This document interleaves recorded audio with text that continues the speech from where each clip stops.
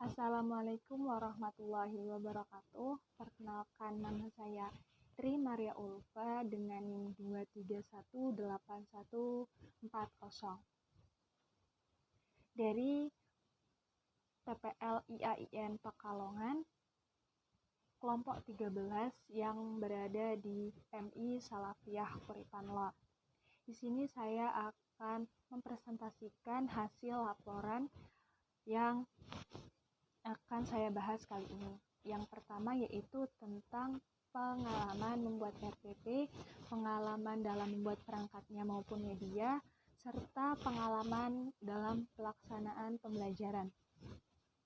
Kali ini saya akan membahas tentang RPP apa saja yang dibuat oleh saya. Di sini saya membuat 5 RPP, yaitu yang pertama kelas 3 semester 1, tema 2, subtema 1, pembelajaran 1, muatan bahasa Indonesia, SBDB, dan matematika. Yang kedua yaitu kelas 3, tema 2, subtema 1, pembelajaran 6, muatan bahasa Indonesia, PPKN, dan matematika. Yang ketiga, saya membuat RPP kelas 6 semester 1, tema 2, subtema 2, pembelajaran 1, muatan bahasa Indonesia, IPA, dan IPS. Yang keempat, RPP kelas 6 semester 1, tema 2, subtema 2, pembelajaran 4, muatan PPKN, dan bahasa Indonesia. Dan yang terakhir yaitu saya membuat RPP kelas 6 semester 1, tema 4, subtema 3, pembelajaran 2, muatan bahasa Indonesia, dan PPKN. Mengapa sih saya membuat RPP? Karena menurut saya RPP sangat penting sebagai panduan seorang guru melaksanakan pembelajaran di kelas. Dengan demikian, pembelajaran dapat berlangsung secara interaktif, inspiratif, menyenangkan, menantang, efisien, memotivasi siswa berpartisipasi aktif serta memberikan ruang yang cukup bagi prakarsa, kreativitas, dan kemandirian siswa dengan bakat, minat, dan perkembangan fisik secara psikologi siswa. Nah, RPP ini dibuat karena menurut saya pembelajaran yang berlangsung itu akan lebih sistematis jika menggunakan RPP. Yang kedua, mempermudah analisis keberhasilan belajar siswa. Yang ketiga, memudahkan menyampaikan materi. Yang keempat, mengatur pola pembelajaran. Yang kelima, menghemat waktu dan tenaga. Dan keenam, bahan evaluasi pembelajaran sekaligus refleksi. Karena pada saat mengajar kita pasti akan mengevaluasi pembelajaran sekaligus merefleksi mereka. Nah, bagaimana saya membuat RPP? Saya membuat RPP sesuai dengan Undang-Undang Permendikbud tahun 2016 nomor 22 tentang rencana pelaksanaan pembelajaran. Kurang tidaknya ada 13 komponen yang harus tertera dalam RPP tersebut. Yang pertama itu tentang identitas sekolah. Identitas sekolah itu saya sesuai dengan saya berada di sekolah tersebut. Identitas mata pelajaran, apa yang saya bahas tentang materi pelajaran, tentang tema ataupun subtema, kelas, semester, materi pokok, alokasi waktu, tujuan pembelajaran, kompetensi dasar dan indikator pencapaian kompetensi, serta materi pembelajaran, metode pembelajaran, media pembelajaran, sumber belajar, langkah-langkah dalam pembelajaran, dan penilaian ataupun evaluasi. Selanjutnya itu tentang pengalaman saya membuat perangkat maupun media. Di sini saya menggunakan IT yaitu berupa PowerPoint. Mengapa saya membuat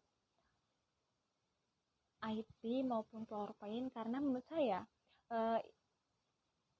hal ini dapat membantu siswa dalam memahami materi pembelajaran, dapat menarik siswa, dan dapat meningkatkan mutu pembelajaran. Karena pada saat ini, pada era milenial, banyak siswa-siswi yang menggunakan gadget maupun alat elektronik lainnya. Saya menggunakan PowerPoint karena menurut saya PowerPoint di sini berupa PowerPoint interaktif yang dapat menghasilkan pengetahuan yang lebih luas bagi mereka. Karena apa yang saya bahas pada materi tersebut juga berhubungan erat dengan sekitar kita. Selanjutnya saya akan membahas tentang pengalaman pelaksanaan pembelajaran.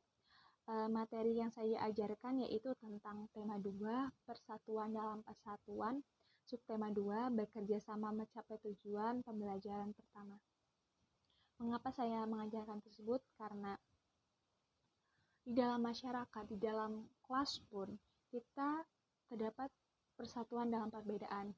Dari tiap kelasnya terdapat dari orang mana, seperti itu. Seperti di Kuripan LON kan banyak siswa-siswi yang bukan dari Kuripan LON tersebut. Lalu tentang bekerja sama mencapai tujuan. Di sini saya membagi kelompok menjadi 4 kelompok yang berisikan 4-5 siswa. Mengapa saya membagi kelompok tersebut? Karena menurut saya dalam suatu kelompok mereka dapat bekerja sama agar mencapai suatu tujuan yang mereka inginkan. Lalu bagaimana saya mengajarkan materi tersebut? Karena di situ materinya tentang pertempuran Surabaya, yaitu atau biasa disebut dengan 10 November 45, yaitu Hari Pahlawan, yang berisikan merupakan pertempuran tentara dan milisi proklamasi kemerdekaan Indonesia, Tentara Britania Raya dan Indra Britania. Dalam bacaan teks tersebut kita dapat sebelumnya saya menayangkan sebuah video tentang pertempuran Surabaya yang berada di YouTube. Lalu saya menyuruh siswa untuk membaca bacaan yang ada di buku paket masing-masing untuk bisa mencari 5W+1H dengan kalimat efektif. Kalimat efektif yaitu di sini adalah kalimat yang susunannya mudah dipahami dan makna kalimat tersebut tersampaikan dengan tepat kepada pembaca maupun pendengar. Lalu untuk pelajaran IPS-nya sudah tertera pada buku, yaitu tentang itu pertempuran Surabaya dengan menggunakan 5W+1H menggunakan kalimat efektif. Sedangkan materi IPA yaitu tentang ciri-ciri habitat hewan.